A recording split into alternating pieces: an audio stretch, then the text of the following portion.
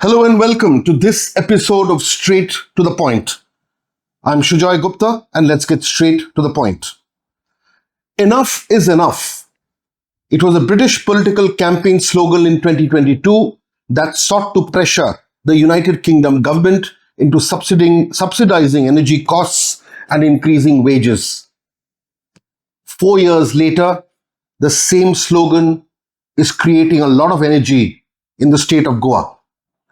The Enough is Enough people's movement to reclaim Goa, its land, its forests, its resources, its way of life has become a cumulative wave spreading across the whole of Goa, where people have taken charge to reclaim the future for their children. On the Panjim stage, both at Azad Maidan and inside at the Menezes Braganza Hall, there were thousands and thousands of people, and they spoke two languages of anger. In English, they said, "Enough is enough." In Konkani, they said, "Ani son sunuzo," which means we can't take it anymore. The slogan was not an emotional excess. It was civic exhaustion. People are tired. It was Goa saying clearly that we are done. We are done being spectators to the slow erasure of our land, our villages, our hills, our forests, and our future. This was not a political rally. It was something far more important for those in power. It was a people's assertion. At the heart of this movement is clarity, not confusion. Justice Ferdino Rebello, whose voice and whose call led to this movement catching people's fire, is not a call for vague resistance. He placed a 10-point charter, a minimum non-negotiable contract that was accepted by the people. Let's be clear about what Goa is demanding. Hills and forests are people's heritage. Hill cutting must stop now, not after committees, not after damage, and not after the carnage that is being caused now.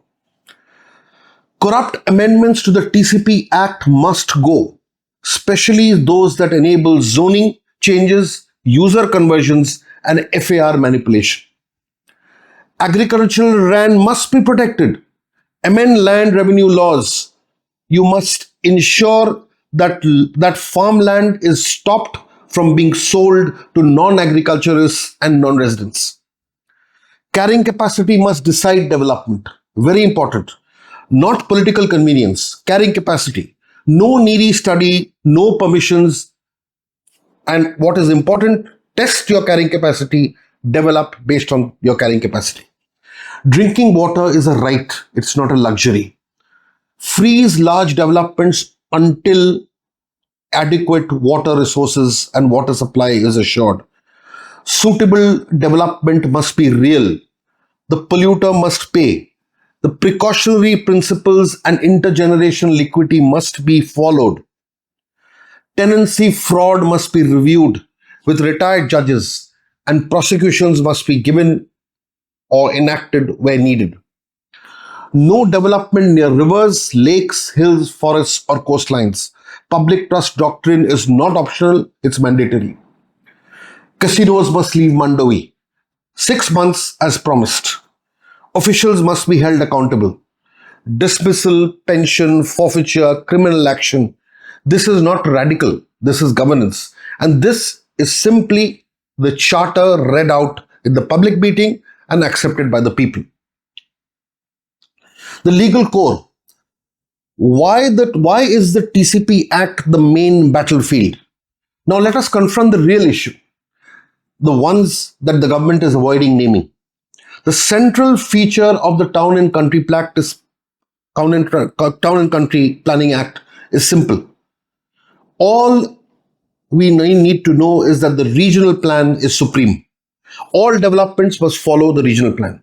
The regional plan is meant to anticipate future needs, water, roads, housing, ecology, before construction begins. Let the regional plan be your doctrine for development and nothing else.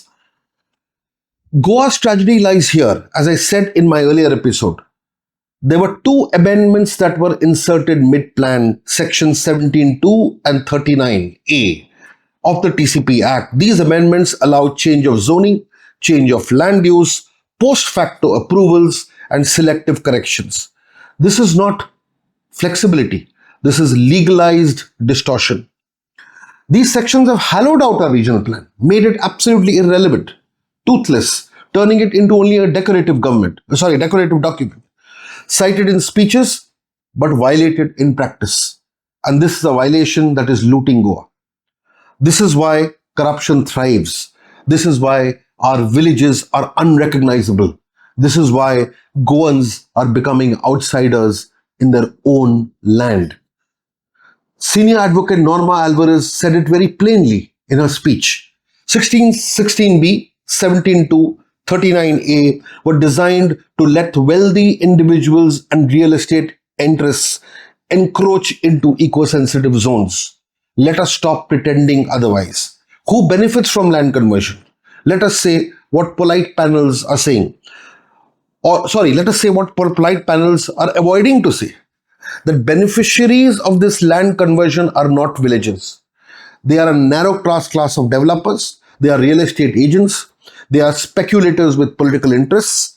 And they are landowners converting inheritance into windfall. These are the real beneficiaries of these acts, not the people.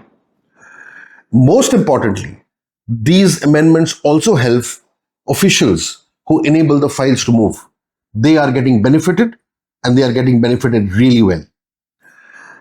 Who pays the costs? Water-starved villages, broken roads, collapsing hills, flooded fields, lost livelihoods. Who pays the cost for this? The people.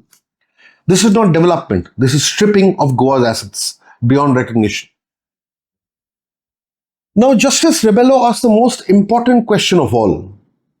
How can there be an action plan without organization? This movement must be led by activists, not political party office bearers. It must be supported by all political parties without being captured by any. It should be anchored in a non-negotiable charter. This is not an anti-government, this is pro-people. And importantly, this is apolitical in intent, but it's not naive in strategy.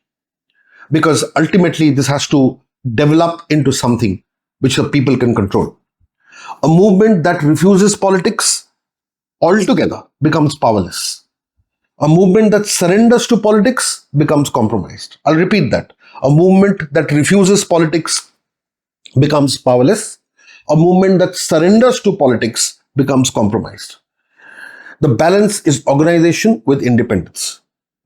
Most importantly, this call is a shout out to the women of Goa. They are half of Goa. They are the powerful assets of Goa. Justice Rebello's question still hangs in the air. Why are you silent against injustice? Natural resources were not created to be destroyed. They are held in trust for children yet to be born. This movement speaks not only to Goan men, it talks to Goan women as well. And the large presence of women during that rally gives so much of hope that the movement is in right hands. This Goa, this Mankule Goa is worth fighting for, and that is a call. Now we come to the unavoidable crossroads. Will opposition parties take this charter into the assembly together without ego, without any big brother attitude? Or will they wait for the people to exhaust themselves? And if they don't, are people prepared to act for themselves? Important questions. Not tomorrow, not emotionally, but methodically. Are Goans willing, if ignored, to build a people's political platform? Are they willing to contest elections? Are they interested to ensure that consent-based planning takes place?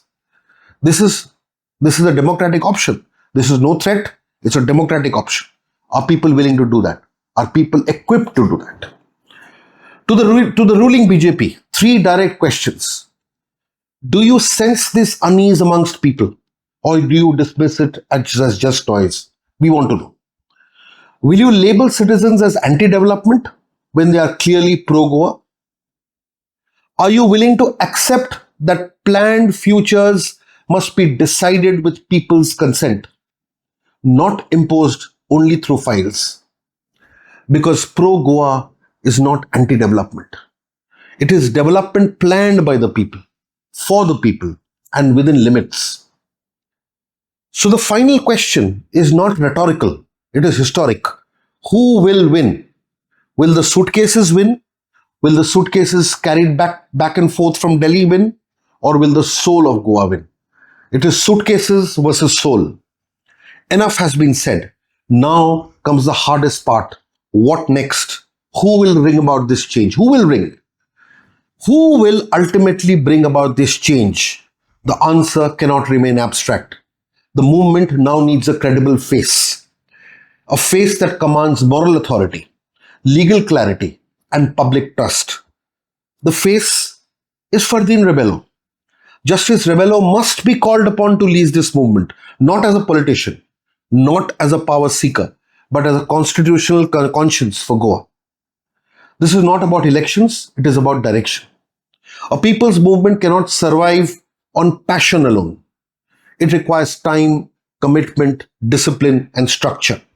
People must be willing to devote themselves beyond one rally, participate in drafting, planning, looking at oversights, accept roles, responsibilities, accountability.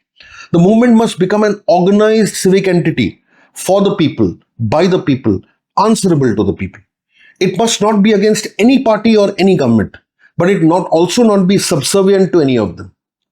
It must function within the law, within democratic framework, within democratic norms, with defined leadership, transparent processes, and dedicated responsibilities. Only then can decisions about Goa's future, land, ecology, development be taken with legitimacy. Only then can actions be planned and sustained and defended legally, morally, democratically. Enough has been said, enough has been suffered. Now comes the organization, now comes the leadership, now comes responsibility. Enough is enough, and now Goa must decide what comes next. And let us address that. How do we transition this People's Democratic Force, PDF, into a winning combination? Will the people take this upon themselves, knowing the huge challenges, the time, sacrifice, and discipline that it will demand? Or will they choose to trust a political party to carry their aspirations forward? There are no easy answers to this, but there is peace and strength in knowing one thing, that the people are ready to fight for Goa, ready to fight for their future. Enough is no longer just a slogan, it's a resolve. Let us leave with this thought. Let us live with this resolve. Thank you very much.